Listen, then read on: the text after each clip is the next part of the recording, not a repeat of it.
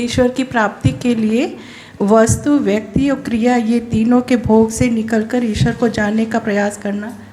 तो ये माँ, जैसे व्यक्ति आपने बोला, तो व्यक्ति से है तो क्रिया है, क्रिया से ही कर्म है। तो बिना जो है कर्म से तो हमें प्राप्ति नहीं हो सकती है ना।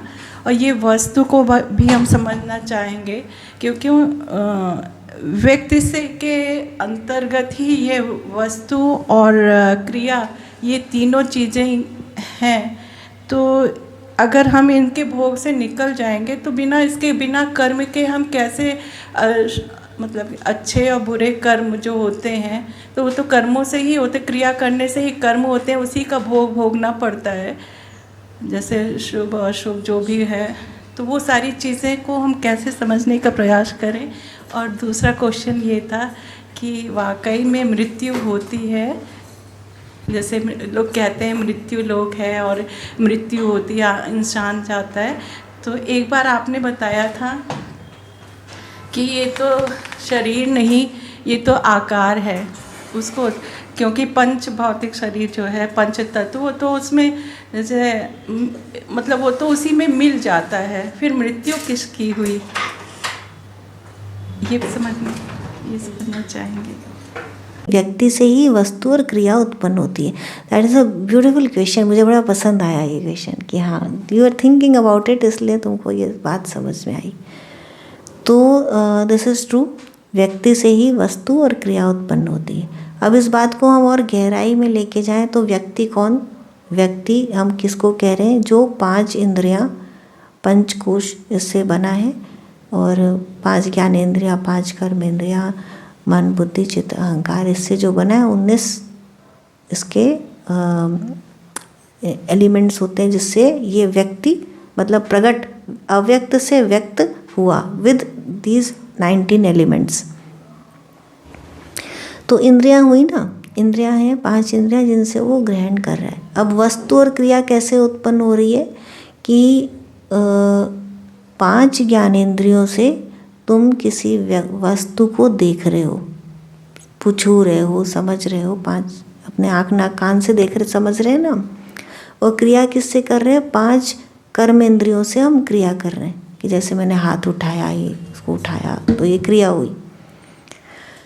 तो व्यक्ति ही कर रहा है, राइट? व्यक्ति ही वस्तु को देख रहा है, समझ रहा है, व्यक्ति ही क्रिया कर रहा है। लेकिन वस्तु को बनाया किसने? हमारी ज्ञानेंद्रियों ने तो वस्तु को नहीं बनाया। वस्तु आई कहाँ से? बताओ।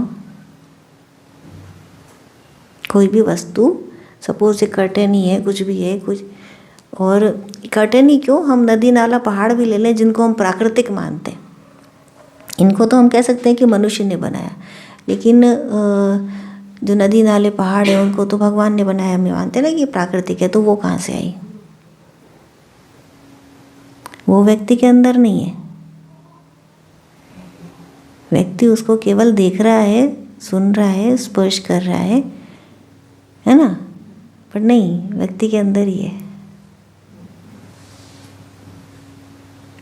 यू थिंक कि वो व्यक्ति के अंदर नहीं है, पर वो व्यक्ति के अंदर ही है। तुम्हारे प्रश्न को मैं और गहराई में लेके जा रही हूँ। कैसे व्यक्ति के अंदर है? हम जब देखते हैं, जैसी दृष्टि वैसी सृष्टि, हम जब देखते हैं तब वो प्रकट होता है। कैसे? हाँ बोला रंजना, तो बताओ कैसे? ये हमारा थॉट होता है कि ये जल है, तो उसको हम मान लेते हैं कि ये जल है, क्योंकि मेरी वो सोच में आ गया कि वो जल के रूप में हमें उसे ग्रहण करना। जल क्या है? उसे पीना है। तो मतलब वो एक बंद। लेकिन जल तो वहाँ था ना पहले से। देखो, तुम्हारी सोच में जल नहीं होगा कि पीना है, तब क्या गंगा नदी नहीं होगी? बताओ। होगी कि नहीं होगी? यदि हमारी सोच में सन नहीं हो तो क्या सन नहीं निकलेगा? बताइए।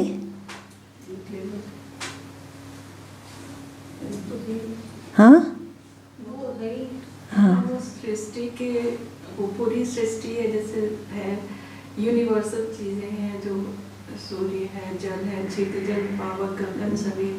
तो ये भी जो है भगवान का ही एक स्वरूप ही है ना। तो उसको जानने का जो है, और उसी से, अगर मैं ये है कि उसी से तो हम निर्मित हुए हैं, ये तो शरीर भी तो इन्हीं लोगों की चीज। राइट, पंच तत्व से निर्मित तो है।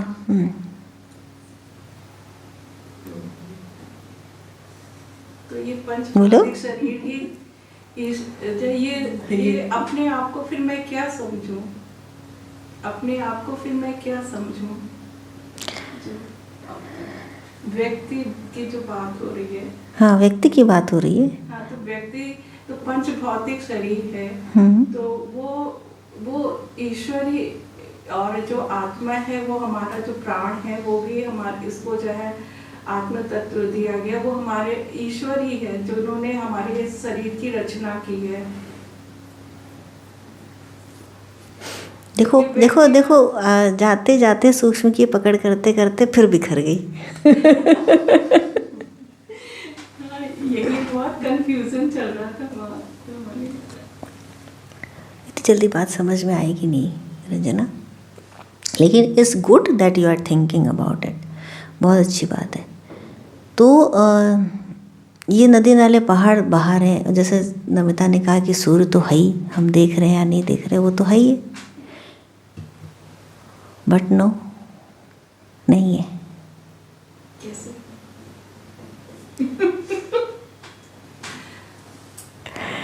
ईश्वर का क्षितिजल, पावक, गगन, समीरा, 5 तत्वों से ही हमारे शरीर का निर्माण हुआ है ना। हाँ, तो ईश्वर की रचना, ये मैं कब मना कर रही हूँ, पंच तत्व से ही हमारे शरीर का निर्माण हुआ है, दैट इज ट्रू, ठीक, ये मैं मना नहीं कर रही, पर किसका निर्माण हुआ है फिर से बताइए। शरीर का, जीव का नहीं, शरीर का। और हम कौन है? नहीं, रटा रटाया आंसर मत दीजिए, हम कौन है? ईश्वर के अंश है माँ। क्या हम शरीर हैं शरीर, लता जी?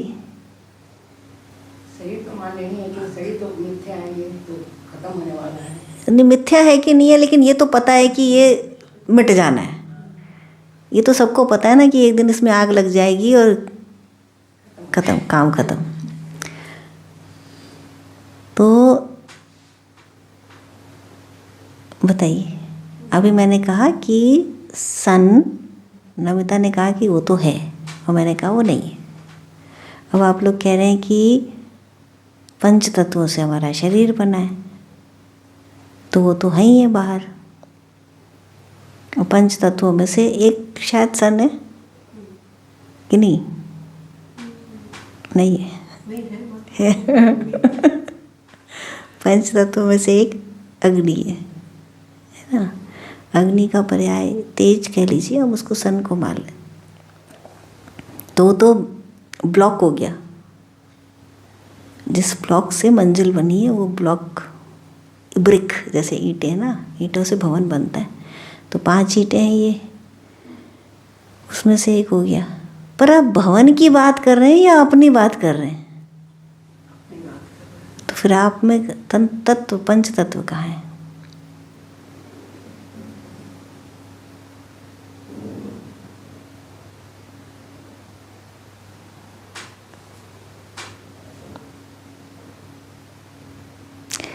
इतना आसान नहीं है गीता ज्ञान। कहते हैं जो ब्रह्मांड में जो कुछ दिख रहा है वो सब हमारे शरीर के अंदर है, नदी सभी कुछ हमारा। थोड़ा सा शरीर में और खुद में कंफ्यूजन कर रहे हैं लता जी आप। जब जैसे मैंने अभी बताया ना कि दो वर्ल्ड समझ लीजिए, 2 दुनिया समझ लीजिए, एक बाह्य और एक आंतरिक। आंतरिक का मतलब ये नहीं कि हमने स्किन काटी, जैसे डॉक्टर लोग ऑपरेशन करते हैं कि अंदर से लिवर निकला, किडनी निकला, वो भी बाहरी है। आंतरिक का मतलब होता है जो हम चक्र साधना कर रहे हैं उसके भी अंदर, चक्र किस पे है? हमारे ऊर्जा शरीर पे। उससे भी अंदर जाते हैं, उससे भी और सूक्ष्म को जाएंगे तो कारण शरीर, जिसको हम हिरण्यगर्भा कहते हैं, जहाँ से संकल्प और जहाँ से विचारों की सृष्टि होती है और जहाँ से संपूर्ण जगत की सृष्टि होती। ईश्वर तत्व का स्वरूप समझे नहीं, अभी उसी पे रहिए एक बार जहाँ पे बात कर रहे थे। इधर उधर जाएंगे तो जो बात हो रही थी वो भी नहीं समझ में आएगी। तो सन है कि नहीं है, नदी है कि नहीं है, जल है कि नहीं है, ये सब कुछ है। आपका शरीर भी है, नदी नाले जल पहाड़ अग्नि सब कुछ है। तब तक है जब तक कि आप इस शरीर से देख रहे हैं, तब तक ये सब कुछ है।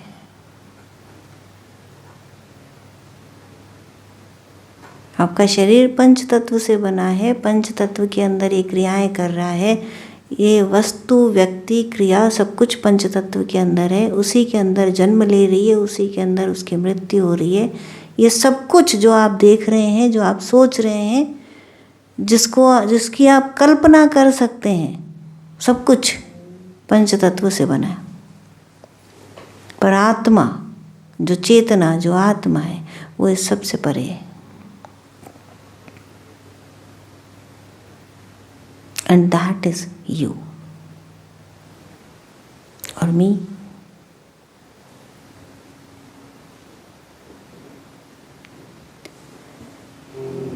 तो उस तक जाने के लिए इस सब से बाहर आना पड़ेगा। जिस परम सत्ता की हम बात करते हैं वो इस सब से परे है। सूर्य चंद्रमा सबसे परे। तो जब हम भगवत गीता में बात करते हैं तो क्योंकि सुनते रहते ना, तो सुनते सुनते वो टेक्स्ट बुक की तरह हो गई कि जैसे बच्चों को बताया ट्विंकल ट्विंकल लिटिल स्टार, तो उसके लिए वो स्टार एक रोज वाली चीज़ हो गई, तो वो जानना ही नहीं चाहता कि स्टार है क्या। वैसे ही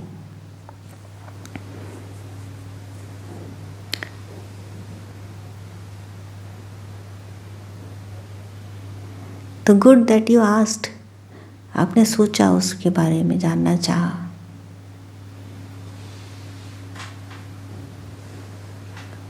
तो वस्तु व्यक्ति क्रिया इसी पंच तत्व में से, इसी आउटर वर्ल्ड में से निकलती है, इसी में विलीन हो रही है। लेकिन उसी को डिफ्रेंशिएट करके बताया, रामसुख दास जी ने बताया था। तो उसी को उन्होंने डिफ्रेंशिएट करके बताया कि तुम्हारा एज व्यक्ति, हम दूसरे व्यक्ति के साथ में मोह करते हैं, संबंध बनाते हैं मैं और मेरा का, लेकिन वो व्यक्ति तो आना जाना है, उसका एक बार जन्म हुआ है, व्यक्त से अव्यक्त से वो व्यक्त हुआ, इसलिए व्यक्ति कहलाया और फिर अव्यक्त हो जाएगा। ये तो मालूम है ना, बच्चा जन्म लेता है और एक दिन वो मर जाता है, वी ऑल नो दैट। तो वो व्यक्ति एक विनाशवान है, नाशवान है, एक दिन समाप्त हो जाएगा। इसी तरह कोई भी वस्तु अभी है, अभी हमको दिखाई दे रही है, अभी है। जैसे यहाँ पर पानी का ग्लास नहीं था, मैंने मोनिका को बोला, उसने ला के दिया, अब ये है, लेकिन थोड़ी देर बाद इसको कचरा में फेंक दिया जाएगा, ये नहीं होगा। तो कोई भी वस्तु है और फिर नहीं होगी। या जैसे एकदम ये तो था वहाँ रखा हुआ तो उसने ला के दिया, लेकिन एकदम नहीं से भी प्रकट होती है ना, कि जैसे बच्चे ने बोला कि माँ रोटी बना के दो, आपका बेटा आता है, आपको कहता है रोटी दो, तो रोटी नहीं है, फिर आप उसको बनाते हो तो प्रकट हुई रोटी, फिर उसने खा ली तो रोटी अब फिर नहीं है ना। That is not there at all, बिल्कुल नहीं है। तो पहले नहीं थी, बाद में नहीं थी, बीच में थी खाली कुछ समय के लिए। अंडरस्टैंड है ना, कि बीच में आपने बनाई और उसने खाई, इतनी देर के लिए वो थी, 15 मिनट 20 मिनट आधा घंटा के लिए थी, लेकिन उसके पहले वो नहीं थी और उसके बाद भी वो नहीं है। तो उसका मतलब क्या हुआ कि वो परिवर्तनशील है, दैट इज़ नॉट परमानेंट, वो हमेशा के लिए शाश्वत नहीं है। जीवन मृत्यु के बीच की क्रियाओं के बीच में हम लोग हैं। यस, जीवन और मृत्यु के बीच में हम हैं। कोई भी व्यक्ति जीवन और मृत्यु के बीच में है, कोई भी वस्तु जीवन और मृत्यु के बीच में। यही जीवन और मृत्यु यदि समझ रहे हैं तो इसी को आप क्रिया पे भी लागू कर सकते हैं कि हम कोई एक्शन करते हैं, जैसे मैंने उठा करके ये पानी पिया, तो वो क्रिया भी शुरू हुई और अंत हो गई, उसका भी जन्म हुआ और मृत्यु हो गई। तो तीनों चीज़ें जीवन और मृत्यु के बीच में है और पूरा संसार उसके बीच में फंसा हुआ है। एवरीथिंग, ईच एंड एवरीथिंग, जो भी कुछ हम कर रहे हैं, सोच रहे हैं, जैसे हमारा एक विचार है, आपने ये प्रश्न किया मुझसे, किया, उसके पहले वो प्रश्न प्रकट नहीं था ना, फिर आपने बोला तो सामने आया, अब आपको उत्तर मिल जाएगा तो वो प्रश्न भी फिर समाप्त हो जाएगा। तो ये क्रिया हुई ना, तो वो भी पहले नहीं थी, बाद में नहीं होगी, इतना बीच में है। तो इसका भी जन्म हुआ और मृत्यु हुई। तो अध्यात्म हमें क्या कहता है कि जिसका भी जन्म हो रहा है, जिसकी भी मृत्यु हो रही है, वो शाश्वत नहीं है। तो मृत्यु या खत्म होना किसी भी चीज़ का हमें दुख देता है, इसलिए ये दुखालय है। तो तुम उसके पीछे मत जाओ, उसको ढूंढो जो सदा से था, सदा है और सदा रहेगा।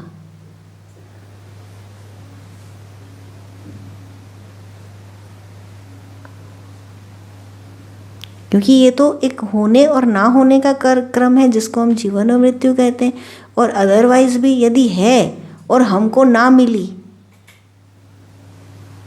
सपोज वहाँ पानी रखा था, हमको नहीं मिल रहा, हमको प्यास लगी है, तो हमको क्या है, दुख हो रहा है। हमको दुख किस सेंस में कि हम प्यासे हैं पर हमको पानी नहीं मिल पा रहा है, तकलीफ हुई ना। या उस रूप में नहीं मिला जैसा हम चाहते थे। सपोज मेरे को पानी चाहिए था नॉर्मल, और मुझे ये एकदम गरम गरम पानी ला के देती चाय की तरह, तो मैं उसको नहीं पी पाती, तो नहीं मिला ना, फिर तकलीफ हुई। और यदि मुझे चाय चाहिए होती और मुझे पानी ला के देती, तो भी मुझे तकलीफ होती कि मुझे चाय चाहिए। चाहे कितना भी क्षणिक दुख हो, मतलब इसको हम दुख की कैटेगरी में नहीं रखते हैं, पर हम इससे समझ सकते हैं बात को कि इस तरह वस्तु, व्यक्ति और क्रिया तीनों दुखदायी है। लेकिन ये कहाँ से आ रही है? क्या था जहाँ से ये व्यक्त हुई? पहले क्या था? पहले कुछ नहीं था, बाद में कुछ नहीं होगा, तो ये कहाँ से पैदा हो गया ये सब कुछ?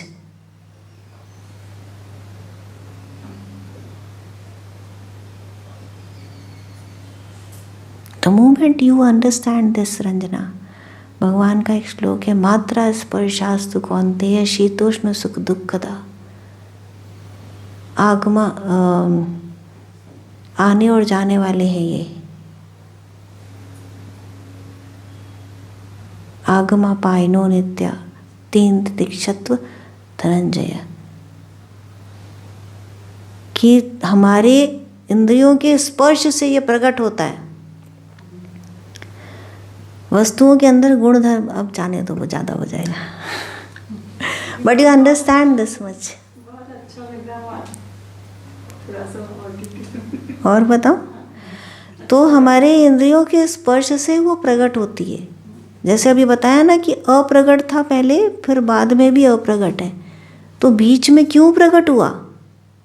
यदि तुम ये पूछो कि बीच में क्यों आया, जैसे अभी तुम्हारा क्वेश्चन आए मेरे लिए कि आपने कहा कि चंद्र नहीं है, सूर्य नहीं है, नदी नाले नहीं है, ये सब हम देख रहे हैं इसलिए है। तो ये क्यों आया? हमने क्यों देखा और क्यों ये प्रकट हुआ? ज़रूरत ही क्या थी इसकी? तो हमने देखा इसलिए प्रकट हुआ। हमारी इंद्रियों के स्पर्श से, मात्रा स्पर्शास्तु कौन्तेय, जो मात्रा किसको कहते हैं, which is very very less, जो बहुत बहुत सूक्ष्म है, सूक्ष्म से भी अधिक सूक्ष्म है, जो इतना सूक्ष्म है कि वो सूक्ष्म से जो सूक्ष्म है उसको भी आधार दे वो सूक्ष्मता। तो उससे जब इसका स्पर्श हुआ, उससे जब हमने स्पर्श किया इंद्रियों का, तो वो प्रकट हुआ। जैसे मैंने चाहा कि चेयर प्रकट हो तो चेयर प्रकट हुई, कि जब हम देखते हैं तब वो सत्ता होती है, नहीं तो वो नहीं होती है। तो मात्रा स्पर्शास्तु कौन्तेय है तुम्हारे। और क्यों हम देख रहे हैं? क्योंकि हमारे मन में ऐसा विचार आया, संकल्प आया, जिसको कहते हैं ना कि भगवान के एक बात कही थी मैंने कि कर्म क्या है, कि संकल्प का जो त्याग है वो कर्म है, कि भगवान का जो संकल्प है उसका जो त्याग है वह कर्म है, कि कर्म कुछ ऐसी वस्तु है जो संस्कारों को भी मिटा देती है, कि जहाँ से आप शुद्ध हो करके निकल जाते हो। तो अभी क्या है, अभी हम सकाम कर्म कर रहे हैं कि हमारे अंदर विचारों की उत्पत्ति हो रही है कि ये हमें देखना है। एक शुद्ध जीव जो परमात्मा का अंश है, लेकिन उसने विचारों की सृष्टि करी कि ऐसा ऐसा संसार है, होना चाहिए कि उसमें ऐसे सूर्य हो, ऐसे जल हो, ऐसे तरंगे हो। तुम ये बताओ, तुमने बचपन से आज तक यदि क्लोजली देखोगी तो तुमने वही देखा है, वही खाया है, वही पिया है जो तुम जानती थी। जो तुम नहीं जानती हो, क्या ऐसा कभी कुछ घटित हुआ?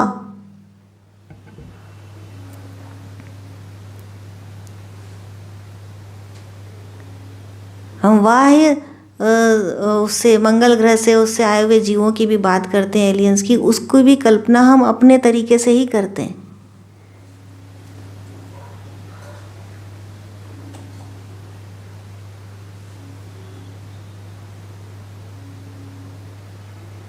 तो सृष्टि वही है जिसकी हम रचना करते हैं, रचनाकार हम ही हैं।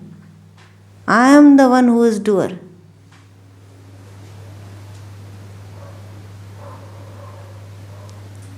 अपने संसार की, अपनी सृष्टि की रचना हम सब छोटे छोटे रूपों में कर रहे हैं, जिसमें जितना ज्ञान है वो उस हिसाब से रचना कर रहा है। लेकिन क्योंकि अभी अपने को सीमित समझ रहा है, ज्ञान में समझ रहा है, चाहे तुम हो, चाहे शालिनी हो, चाहे रोली हो, कोई भी हो, तो वो क्या कर रहा है, अपने ही जाल में फंसा हुआ है, ट्रैप है।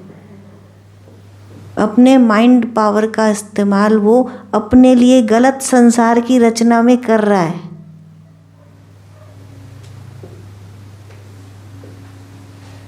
हमारा माइंड है ना, इज वेरी पावरफुल। माइंड क्या है कि जिसके अंदर विचार उत्पन्न हो रहे हैं वो माइंड है। तो वो विचार क्या उत्पन्न हो रहे हैं, ये नेगेटिव हो सकता है, ये नेगेटिव हो सकता है, ये नेगेटिव हो सकता है। उस विचार के अंदर ऐसा हो जाएगा, ऐसा हो जाएगा, उसके कारण ऐसा हो रहा है, और उसके फलस्वरूप हम उसी जाल में फंसे हुए हैं। और ये चलता रहता है, जाल इतना गहरा बुना हुआ है कि हम उससे बाहर नहीं आ पाते। तो कैसे बाहर आए? निरुद्ध कर दो, चित्त वृत्ति निरोध। जितनी भी वृत्तियाँ, असंख्यों वृत्तियाँ हैं, उनका निरोध, और फिर उस माइंड का उसी में विलय। There is no mind, no mind, no सृष्टि। जब मन ही नहीं है, उसके अंदर विचार ही नहीं है, संकल्प ही नहीं है, तो ये सृष्टि भी नहीं है। और तब दैट मोमेंट प्रकाश होता है किसका? ज्ञान का।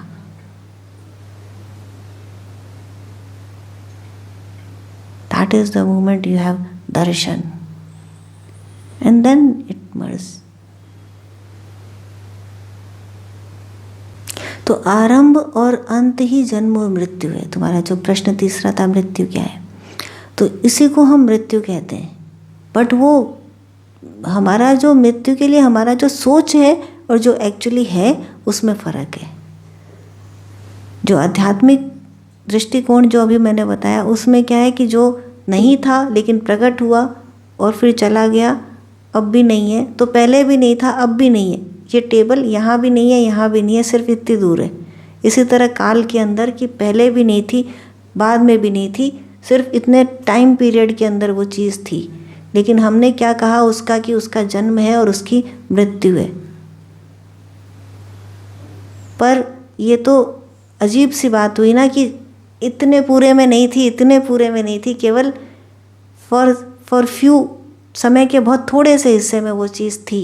लेकिन हमने उसको कहा कि इसका जन्म है और इसकी मृत्यु है। तो तो ये जन्म और मृत्यु हर वस्तु की है, हर व्यक्ति का है, हर क्रिया का है।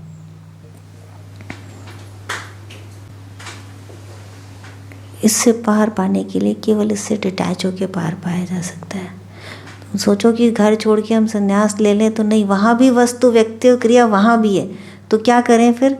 डिटैच। डिटैचमेंट ऐसे नहीं होगा कि हमने आज खाना छोड़ दिया, आज हमने ये छोड़ दिया, नहीं। डिटैचमेंट होगा व्हेन यू अंडरस्टैंड कि ये बाहरी है और ये आंतरिक है, कि ये जो शरीर है ये पंच तत्वों से बना है, उसी पंच तत्व से जिसने सन का, नदी का, नाले का निर्माण किया है, उसी पंच तत्व से बना है। लेकिन हमारी जो चेतना है, आत्मा है, वो पंच तत्व से परे है। I am happy to have you here Ranjana,